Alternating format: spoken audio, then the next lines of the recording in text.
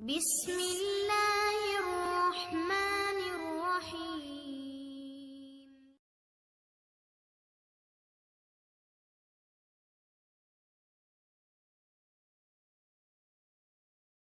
সালাম ও শুভেচ্ছা সবাইকে। আল আজহার বিশ্ববিদ্যালয় থেকে প্রতি বছর অন্তত 2000 লোক উচ্চতর ডিগ্রি নিয়ে বের হয়ে যাচ্ছে। তাদের মধ্যে বাংলাদেশের দুই একজন থাকতেই পারে প্রতি বছর। আমাদের দেশে এরকমই এক আজহারির আগমন ঘটে সিজনে সিজনে, যখন ওয়াজের সিজন হয় তখন এসে তার বাণিজ্যিক যে কাফেলা আছে সেগুলো বিস্তার করে প্রচুর পরিমাণ টাকা নিয়ে যায়। গত কিছুদিন আগেও এই ব্যক্তি বাহিরে ছিলেন। এই বাহিরে গিয়েছিলেন, অনেক সময় বলে থাকে যে রাজনৈতিক চাপে, বেসিক্যালি রাজনৈতিক চাপে না। 4-5 বছর আগে উনি বাংলাদেশে এসে অনেকগুলো মাহফিল করেছিলেন, প্রায় কয়েক কোটি টাকা কামিয়ে নিয়েছিলেন। সেই সময় হচ্ছে যে বাংলাদেশের যে ট্যাক্স এর যে সিস্টেম, সেই সিস্টেম অনুযায়ী অনাবাসীদের জন্য 25% ভ্যাট, যা ইনকাম করবে তার 25% ভ্যাট। যখন এই আজহারির বিরুদ্ধে 25% ভ্যাটের কার্যক্রম চালু করা শুরু করে, তখনই সে বিদেশে গিয়ে চলে যায় এবং গিয়ে বলে যে এই বিগত সরকার তাকে চাপ দিয়েছিল। যাই হোক, সেগুলো রাজনৈতিক ভিন্ন কথা এবং আমি সেই রাজনৈতিক কথায় যেতে চাই না। সবচেয়ে বড় কথা হলো যে রাসূলের যে শান, সেই শানে অনেক রকমের বাজে রকম শব্দ উনি ব্যবহার করেছেন। সেই শব্দগুলো এর আগে উনি সিক্স প্যাক হিসাবে বাজে মন্তব্য করেছিলেন এবং খুব শীঘ্র উনি কাউবয় নামে আমাদের প্রিয় নবী হজরত মোহাম্মদ সাল্লাল্লাহু সাল্লামকে সম্বোধন করেছেন। তো আমাদের প্রিয় নবী হজরত মোহাম্মদ সাল্লাহ সাল্লামকে এত খারাপ একটা ভাষায় উনি এই কথাটা বলেছেন, যেটা আল্লাহ তাআলা সরাসরি নিষেধ করেছেন। এবং এটা তখনকার সময় ইহুদিরা আমাদের প্রিয় নবীকে এই নামেই ডাকতো, যার প্রেক্ষিতে আল্লাহ তাআলা আয়াতও নাজিল করেছিলেন। আমি সেই আলোচনায় একটু পরে যাচ্ছি। ভিডিওটি যারা দেখছেন সবার আগে জেনে রাখবেন যে জনপ্রিয়তাই কিন্তু শুদ্ধতার দলিল নয়। আজহারের মাহফিলে অনেক লোক গিয়েছে। বাংলাদেশের জনপ্রিয় বক্তা, ইসলামিক বক্তা, নানান সুনাম, নানান মানে লক্ষ লক্ষ লোকের সমাগম ঘটে। 30 লক্ষ লোকও যদি সেখানে গিয়ে থাকে, 30 লক্ষ লোকের যে জনপ্রিয়তা, সেই জনপ্রিয়তাই কিন্তু তার শুদ্ধতার মাপকাঠি না। এবং প্রথম কথা হচ্ছে যে আজাজিল নামের যেই ফেরেশতা ছিল, যে ইবলিস হয়ে গিয়েছিল, সেই আজাজিলও কিন্তু অনেক ধার্মিক ছিল, পরবর্তীতে সে ইবলিস হয়ে গিয়েছে। তো অহংকারের প্রেক্ষিতে যদি নামের শেষে আজহারি, মাদানি, নুরানি, বরিশাল্লা, নোয়াখাইল্লা অহংকার বশত লাগানো হয়, আল্লাহ তাআলার কাছে সেই আজাজিল ফেরেশতার যে পরিণতি হয়েছিল ইবলিস, সেই অবস্থায় কিন্তু দাঁড়ায় থাকে। তো এইরকম টাইটেলও যদি আজহারি লাগিয়ে থাকে, তো সেটাও তিনিই জানেন।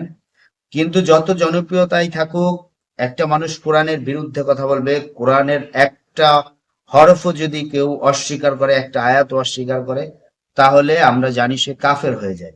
যাই হোক, কাফের কিংবা মুনাফিক, জালেম, সেগুলোর জাস্টিফিকেশন আল্লাহ তাআলা করবেন।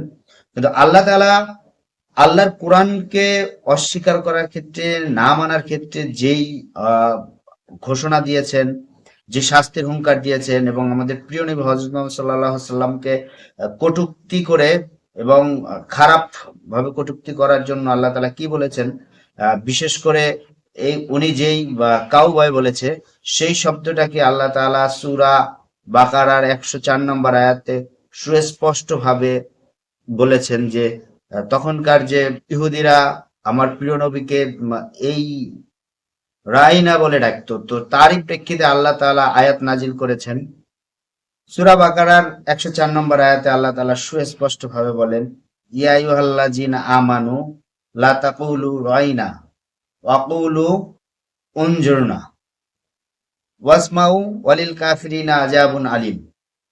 সুস্পষ্ট ভাবে আল্লাহ তাআলা বলেছেন যে হে মুমিনগণ, তোমরা নবীকে রয়না বলো না, রাখাল বলো না, উনজুরনা বলো, যে নবী আমাদের জন্য নেয়ামত সুদৃষ্টি দেন সেইভাবে বলো, এবং শুনতে থাকো। আর কাফেরদের জন্য রয়েছে বেদনাদায়ক শাস্তি। আল্লাহ সুস্পষ্ট ভাবে বলে দিয়েছেন যে রয়না বলো না, রাখাল বলো না, উনজুরনা বলো। উনজুরনা বলতে বলেছেন খেয়াল রাখতে বলুন, রাখাল বলতে বলেননি। কিন্তু আমাদের এই যে বড় ইসলামিক স্কলার সারা বাংলাদেশে আলোড়ন সৃষ্টি করে বেড়াচ্ছে, ইসলামিক প্রচার করে বেড়াচ্ছে, দু চারটা ইংরেজি শব্দ শিখে সেই দেশের মানুষের মন জয় করে ফেলছে। এই মানুষগুলো যে দলে দলে তার পেছনে ছুটছে, সেই মানুষগুলোর ন্যূনতম কতটুকু বুদ্ধি বিবেক আছে তারা নিজেরাই সেটাকে কখনো ঘষে মেজে দেখেনি, কোরআনের সাথে মিলিয়ে দেখেনি, নিজের ইমানের সাথে, নিজের দায়িত্বের সাথে মিলিয়ে দেখেনি। যাই হোক, সেটা যার যার নিজের চিন্তায় করবে, কিন্তু আল্লাহ তাআলা যে জিনিসটা বলেছেন, আমার প্রিয় নবী হযরত মুহাম্মদ সাল্লাল্লাহু আলাইহি সাল্লামকে যে রায় না বলার কথা উনি যে কাউবয় বলেছেন, সেইটার নিয়ে আমাকে কথা বলতেই হবে, সেটা উনি যত বড় স্কলার হোক আর যাই হোক। কারণ হযরত মুহাম্মদ সাল্লাল্লাহু আলাইহি সাল্লামের যে শান মান, সেই শান মানের জায়গায় তাকে অনেক উঁচু স্তরে আল্লাহ তাআলা আসীন করেছেন। সেই সম্পর্কিত অসংখ্য আয়াত আছে। সূরা ইনশিরার ৪ নম্বর আয়াতে আল্লাহ তাআলা বলেন, হে নবী, আমি আপনার মর্যাদাকে সবার ঊর্ধ্বে স্থান দিয়েছি।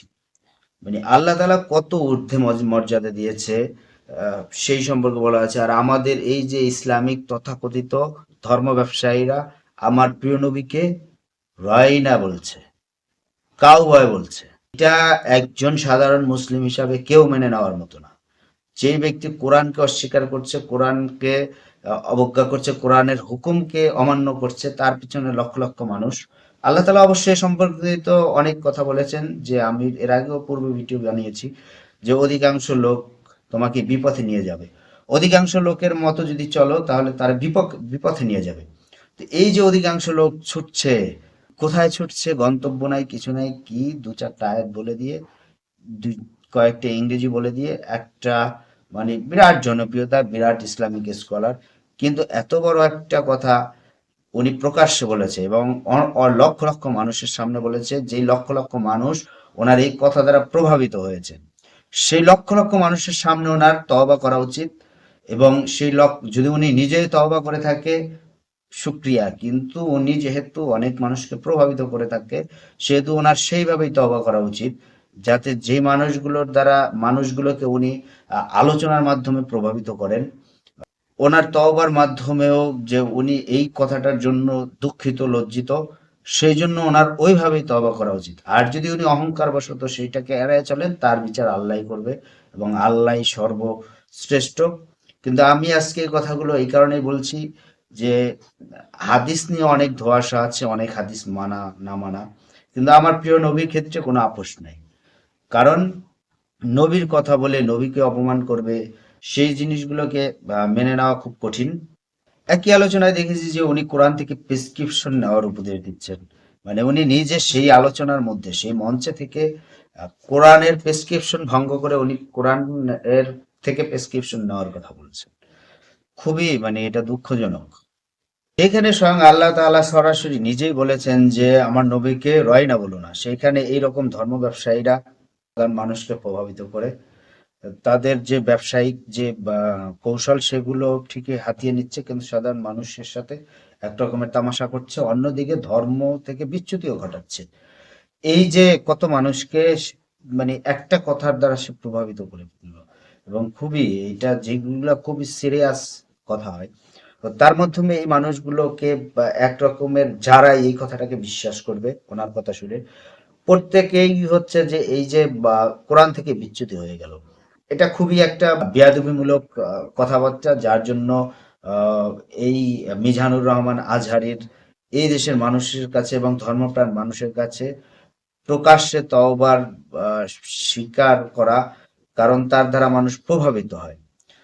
আর যদি উনি সেটা অহংকারবশত না করেন, সেটা উনি বুঝে নেবেন। আমরা প্রিয় নবী হযরত মুহাম্মদ সাল্লাল্লাহু আলাইহি সাল্লামের কোনো শান মানের যে অসম্মান, সেটা কখনোই চাই না। এবং সবচেয়ে আশ্চর্যজনক ব্যাপার হচ্ছে যে এদের মতো কিছু মানুষদের কথার কারণে যারা ধর্মকে মানেন না, ধর্ম থেকে দূরে থাকেন, সেই মানুষগুলো আবার সমালোচনা করার সুযোগ পায়। এই যে উনি যে কথাগুলো বলেছেন, এই নিয়ে যারা ধর্ম না মানেন, তারা নানান রকমের প্রশ্নের হুল ফোটান, এবং সেই সব প্রশ্নের উত্তর আবার খুঁজতে গেলে নাই। তাহলে কোরআন বহির্ভূত এমন কথা বলে সমাজে কেন প্রশ্নের জন্ম হবে, সমালোচনার জন্ম হবে, বিভেদের জন্ম হবে? এখন হচ্ছে যে মাহফিলের একটা ভরা সিজন, এবং আহ, পরিবেশ অনুকূলে সে আগের যারা ছিল সরকার, তারা আবার ওনাকে গলা চিপে ধরেনি, বা এখনকার ওনার ইনকামের উপর ওইভাবে হয়তো ট্যাক্স কেউ বসাবে না, বা যে কোনো কারণে এখন এই সময় এসে উনি বেশ বড় বড় ওয়াজ মাহফিল 30 লক্ষ 40 লক্ষ লোকের জমায়েত করবে, এরকম ভুজুম বাজুম দুইটা ইংরেজি দুইটা চারটা আরবি টারবি মেরে চলে যাবে, লক্ষ লক্ষ টাকার একটা ব্যবসা হয়ে যাবে। এটাই তো চূড়ান্ত না।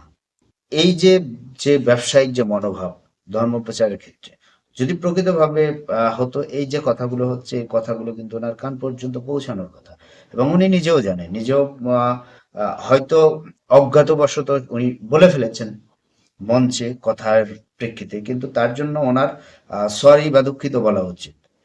যাই হোক, আল্লাহ তালা আমাদের এইরকম আহ ছোটখাটো ভুলের দ্বারা অনেক বড় ক্ষতি হয়ে যাওয়ার হাত থেকে রক্ষা করবেন। আল্লাহ তালা আমাদের সবাইকে হেফাজত করবেন। এই আহ শীতের সিজন, ঠান্ডার সময় আপনার সবাই হেফাজতে থাকবেন, ভালো থাকবেন। সবাইকে ধন্যবাদ। সালামুন আলাইকুম।